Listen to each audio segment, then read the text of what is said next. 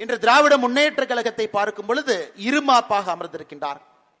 எங்களை எதுவும் தொட்டுவிட முடியாது, நாங்கள் மறுபடியும் ஆட்சிக்கு வரப்போகின்றோம் என்று ஒரு இருமாப்பாக அமர்ந்திருக்கின்றார். அந்த இருமாப்பு எங்கிருந்து வருதுன்னு பார்த்தீங்கன்னா, பணத்தை கொடுத்து வாக்கை வாங்கிவிடலாம் என்கின்ற ஒரு இருமாப்பு. 4.5 ஆண்டுகள்ல அதிகமாக பணத்தை சம்பாதித்து வைத்திருக்கின்றோம், நாங்கள் தேர்தல் வரும் பொழுது பணம் கொடுத்து ஓட்ட வாங்கிறோம். இது ஒன்று.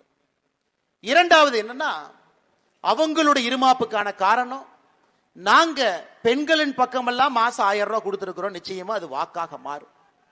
மூன்றாவது, அவங்களுடைய இருமாப்புக்கு காரணம், எங்களுக்கு மேல் இருக்கக்கூடிய கோபத்தில் இருக்கக்கூடிய வாக்குகள் இங்கு அங்க போகும், அந்த ஓட்டு எங்களுக்கு தான் வரும். அன்பு சொந்தங்களே, இன்று திராவிட முன்னேற்ற கழகத்தை பொறுத்தவரை ஒரு கண்ணாடி கூண்டிலே அமர்ந்து கல்லெடுத்து அடித்துக் கொண்டிருக்கின்றார்கள். இன்று திமுகவில் இருக்கக்கூடிய தொண்டனுக்கும் தெரியும், அவங்களுடைய தாயையும் தங்கச்சியும் பாதுகாக்க வேண்டும் என்றால் திராவிட முன்னேற்ற கழகத்தினுடைய ஆட்சி வெளியே செல்ல வேண்டும், தேசிய ஜனநாயக கூட்டணியினுடைய ஆட்சி வர வேண்டும் என்று திராவிட முன்னேற்ற கழகத்தினுடைய தொண்டனுக்கு கூட தெரியும். திமுக ஆட்சிக்கு வந்த பிறகு கடந்த 4.5 ஆண்டுகள்ல 88 பேர் கள்ளச்சாராயத்தில் இறந்திருக்கின்றார்கள். வெறும் கள்ளக்குறிச்சியை மட்டும் பார்க்காது, சின்ன சின்ன ஊரிலும் 2 பேர் 3 பேர் 4 பேர் 88 பேர் கள்ளச்சாராயத்தில் இறந்திருக்கிறாங்க. இந்தியாவினுடைய 2வது பெரிய மாநிலம், மகாராஷ்டிராவுக்கு பின்பு தொழில்துறையிலே புரட்சி காட்டக்கூடிய ஒரு மாநிலம். கள்ளச்சாராய சாவு என்பது 88 பேர் 4.5 ஆண்டுகள்ல இந்தியாவில் எங்கேயும் கிடையாது. அந்த அவமானம் நம்முடைய தமிழ்நாட்டுக்கு மட்டும்தான். யோசிச்சு பாருங்க. கரூர்ல 2-3 வாரத்திற்கு முன்பு 41 அப்பாவி பொதுமக்கள் கரூர்ல இறந்திருக்கிறாங்க. என்னங்க தப்புன்னாங்க? ஒரு கூட்டத்துக்கு வர்றாங்க, கூட்டம் பாதுகாப்பாக இருக்கும் என்கின்ற நம்பிக்கையில காவல்துறை அங்க இருப்பாங்க. 100 காவல்துறை கூட அங்கே பாதுகாப்புக்கு போடப்படவில்லை, 100 பேர் கூட.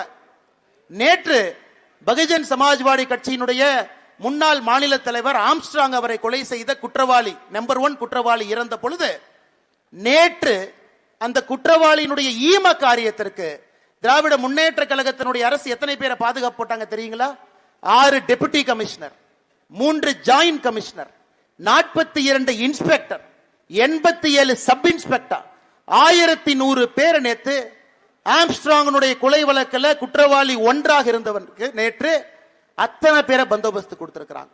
ஆனா கரூர்ல 100 பேர். இதுலயே உங்களுக்கு தெரியும் திமுக ஆட்சியினுடைய அக்கறை எங்க இருக்கு, அவர்களுடைய கண்கள் எங்க இருக்கிறது என்பது வெளிவாக தெரியும்.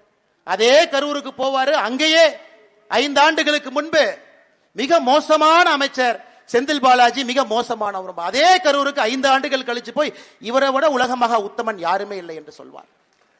இன்னைக்கு இதெல்லாம் தாண்டி மக்களுக்கு நல்லது செய்யுங்கன்னா, இன்னைக்கு மருத்துவமனைக்கு செல்லக்கூடிய பொதுமக்களை நாம யாரும் நோயாளி என்று சொல்லக்கூடாதாமா, மருத்துவ பயனாளி என்று சொல்லணுமா? என்னையா விஞ்ஞான கண்டுபிடிப்பு? நோயாளின்னு சொல்லிடாதீங்க, மருத்துவ பயனாளி.